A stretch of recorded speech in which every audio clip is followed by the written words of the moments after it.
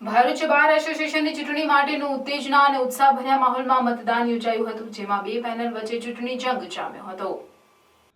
853 સભ્યો ધરાવતા ભરૂચ બાર એસોસિએશનના પ્રમુખ, ઉપપ્રમુખ સહિત કમિટી મેમ્બરની 16 જગ્યા માટે ન્યાય સંકુલ ખાતે મતદાન પ્રક્રિયા હાથ ધરાઈ હતી।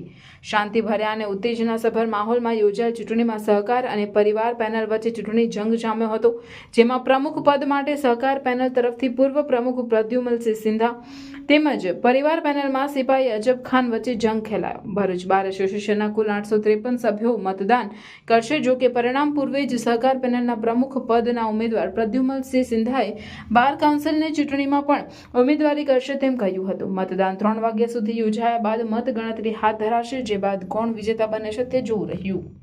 આજ રોજ સમગ્ર ગુજરાતમાં વકીલ એસોસિએશન મંડળોની ચૂંટણી યોજાનાર છે।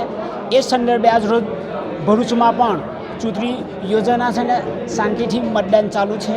બધા મતદારો શાંતિથી મત આપે છે અને બધા પોતાનો મતનો વ્યવસ્થિત ઉપયોગ કરીને લે છે। હાલમાં પણ બાર કાઉન્સિલની ફેબ્રુઆરી કે માર્ચમાં બાર કાઉન્સિલના મેમ્બરનું ઇલેક્શન પણ આવે છે। એમાં પણ મારા બધા મેમ્બરોની લાગણી છે તો હું એમાં પણ ઉમેદવારી ભરવાનો છું। હું એ ઇલેક્શન પણ લડવાનો છું। એ પણ આપ સાહેબનું આમ માધ્યમ દ્વારા જણાવી દઉં ને